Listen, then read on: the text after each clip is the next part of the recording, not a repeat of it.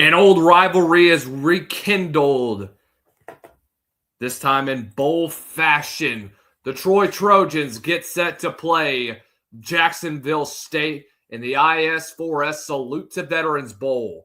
Who's going to take back the old school bell? An old rivalry, 24 years in the making. These are my previews and predictions for our third bowl game of the 2025-26 bowl season. Welcome on in, ladies and gentlemen. This is the Southern Sports Scene. I'm your host, Lucas Hill. We're previewing every single bowl game of the 2025 season, and we are excited to bring you a lot that you are going to expect this year from bowl season. But before we continue, I want to thank our good friends and sponsors over at Frost Buddy. Going over to frostbuddy.com. Use our promo code SSS15 to get 15% off of your first purchase on all things mugs.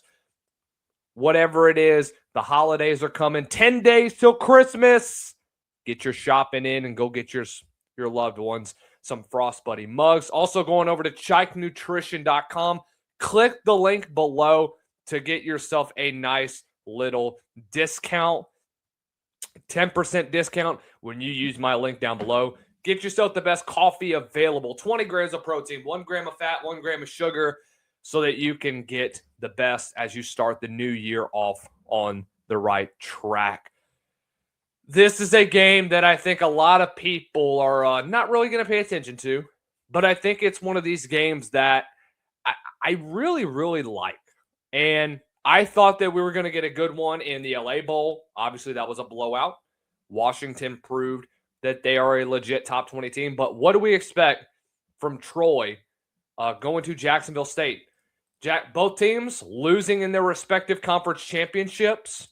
Troy pretty much was pretty much owned from start to finish. Did keep it close with JMU going into the half, but late 14-point rally for the Dukes helped them pull away as Troy finishes runner-up in the Sun Belt Conference. But what a turnaround year for Gerard Parker and company, going from 4-8 last year, 8-5 right now, with an opportunity to finish off with a 9-win season. Jacksonville State, a team that was supposed to take a step back this year.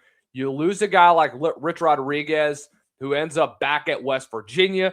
Charles Kelly comes in and takes over, and now he is probably my pick for the CUSA Coach of the Year. I know that obviously guys like Sonny Cumbie, I would say also with many others around us that could be in consideration for Coach of the Year as well. Jerry Mack obviously couldn't win himself CUSA Coach of the Year, but I thought Charles Kelly could have been in the running as well. You think about what Jack State lost to the portal last year, and you lost a lot of guys that were headed out to places like West Virginia or to Marshall. And what did you get in return? Well, you got some dogs that came out. Cam Cook, one of the best running backs in the CUSA, Player of the Year, Newcomer of the Year, and a first-team All-CUSA, transferring in from TCU. 1,600-yard season, 286 yards on the receiving game. He can do it all type of back, and really one of the more underrated backs in all of college football. I thought that he could have been in contention for the Doak Walker Award, but obviously not being on a big stage kind of limits him from doing that. He's going to play a big role against one of the best defenses in the Sun Belt Conference, one of the most improved defenses in the Sun Belt. You know, the job that Nathan Burton, a guy that was a former Kennesaw State defensive coordinator, Dante Wright, both of those guys did a really good job of being able to really help that defense improve over the course of the last 2 years. Was a former safeties coach at West Virginia, and then you see the job that he's doing right now with Troy. You've got 2 all-conference guys, the league leader in sacks this year with Donnie Smith with 10 sacks.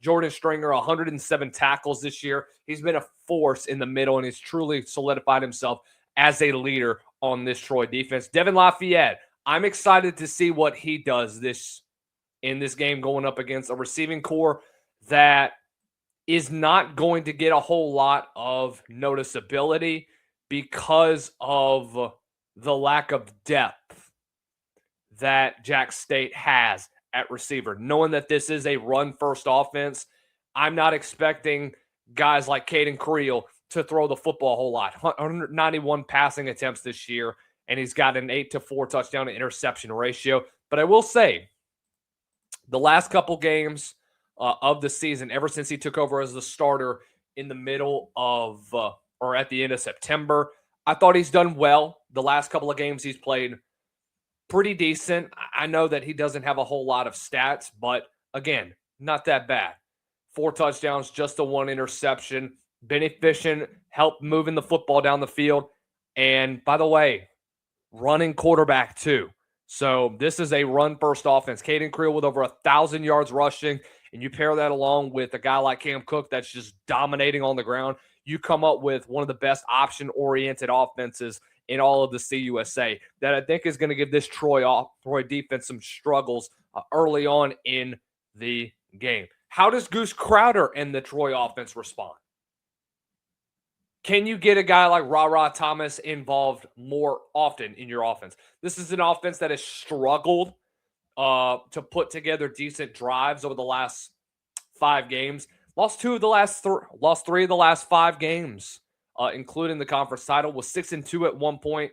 Thought you were going to see some good things come out of them. Tucker Kilcrease had to come in once Goose Crowder went down with an injury, but how does he respond? Crowder, great first 2 games coming back from injury, struggled against a good JMU defense. What does he do against a Jack State defense? I'm not sure what to expect. I do believe, though, that this is going to be one of those games that's going to be close from start to finish.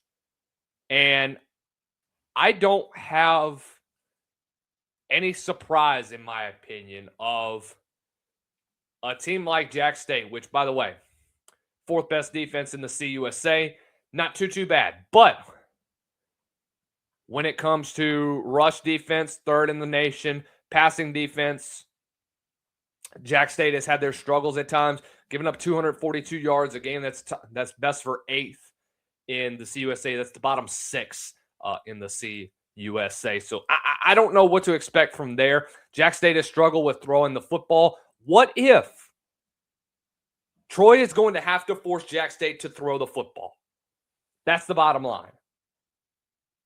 If Troy wants to be able to shut down this rushing attack that Jack State is well known for, they're going to have to put pressure on your 2 backs.